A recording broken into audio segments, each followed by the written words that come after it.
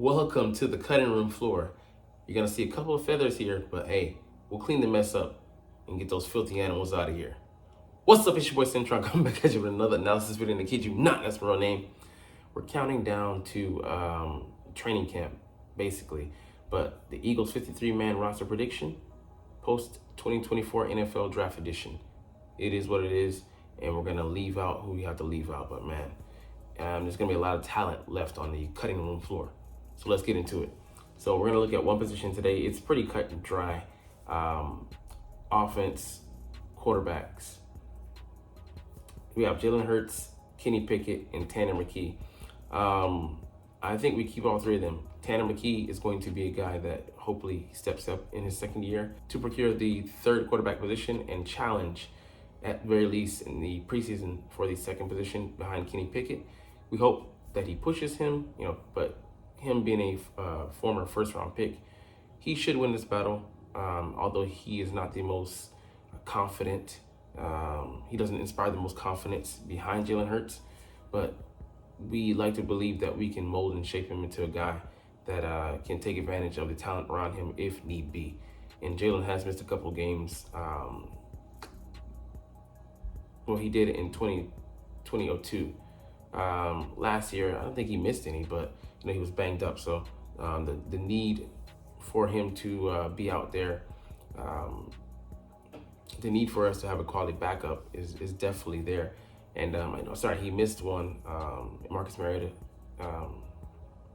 He didn't miss one, but Marcus Mariota did come in for him, cleanup duty, basically. But yeah, it's pretty cut and dry. Like, we'll keep all the guys that we have. We didn't really, highlight anyone to bring in this offseason via the draft.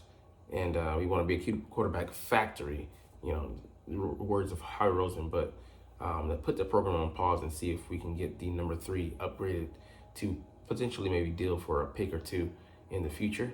And Kenny Pickett, see what we can do with him. But we spent a premium pick, a 3rd-round pick on him to have him as our backup. And we like what we saw from him in the 2021 draft. We just, weren't going to pull that trigger because we were unsure. We were trying to upgrade with Russell Wilson, thank the heavens we did not come through with that. But I do think it'll be a legitimate battle, and the loser won't lose out because we're going to keep developing Tanner McKee and Kenny Pickett.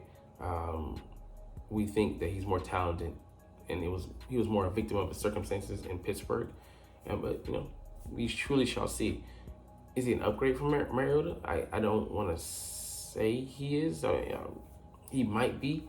But yeah, preseason I think will give us a good sign of kind of like where he's at, and being able to play, with the offense, within this offense, a very good coordinator in Kellen Moore. It's a quarterback-friendly system, but he won't have the starters out there. But I believe he could, win a game or two or a handful with the talent that we have surrounding him, barring that he's prepped. But that's it for that quarterback. That's it for that battle. Pretty, short and sweet. Nobody's getting cut, but jockeying for position will happen behind Hurts. All right, let's get into the next item on the agenda. NFL odds in 2024 division title line. So this one's pretty tight. I think that we have one of the more, at the top title races.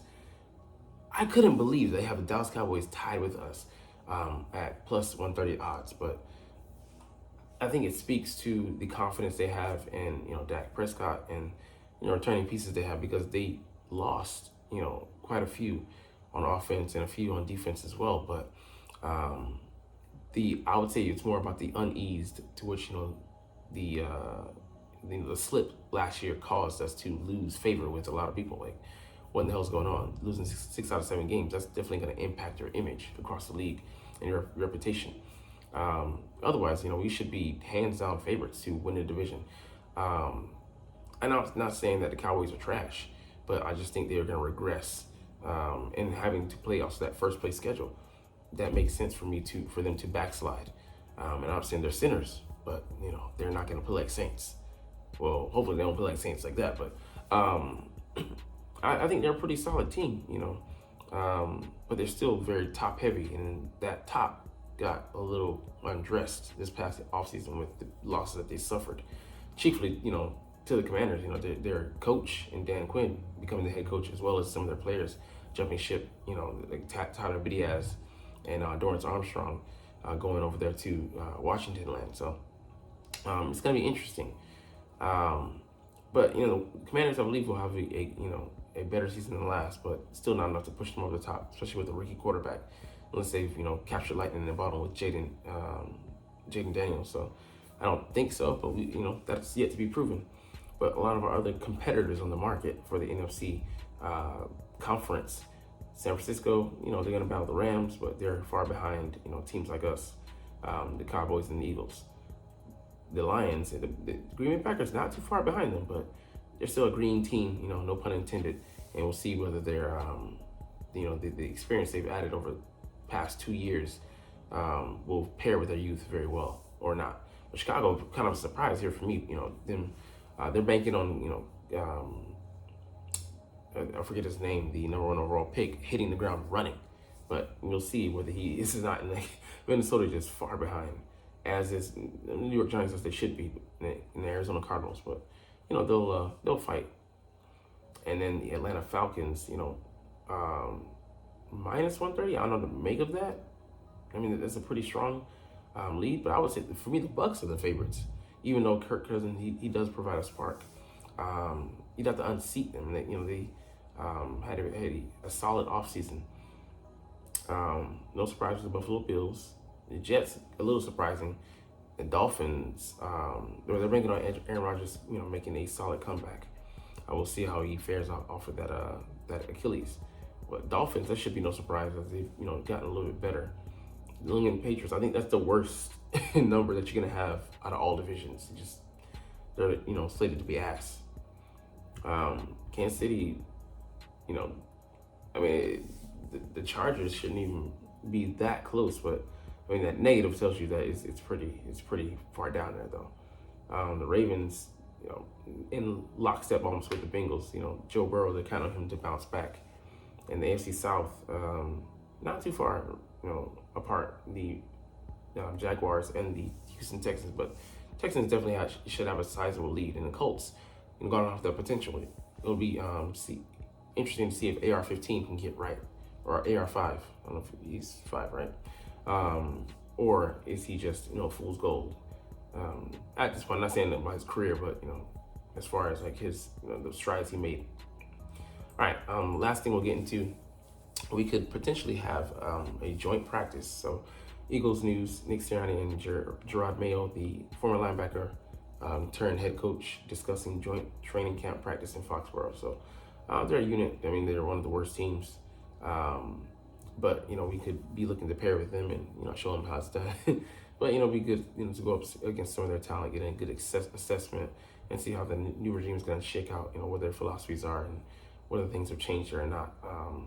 Basically, it's a good opportunity to get these intra-squad practices in, but not slated to go for too long because fights. We got into it with the Dolphins last year, and then I think it might have been with them as well, practicing. Yeah. So I'd love to I love these practices because it's a chance for new blood, instead of beating up on your own guys, to see unfamiliar faces and take out your aggression on them. But anyways, we'll get up out of here on that note. But not a lot to talk about right now. But we're just doing the best we can with what we have. But anyways, you're not even watching though, but it's all good because I love making these videos and I love talking about the stinking Philadelphia freaking Eagles. So we'll chunk the deuces officially, but as always, it's fly Eagles fly, and let's motherfucking go. Like, comment, share, and subscribe if you Thanks for watching. Check me out at Cintron Anime, Cintron Life, or Cintron Laughs, or other social media.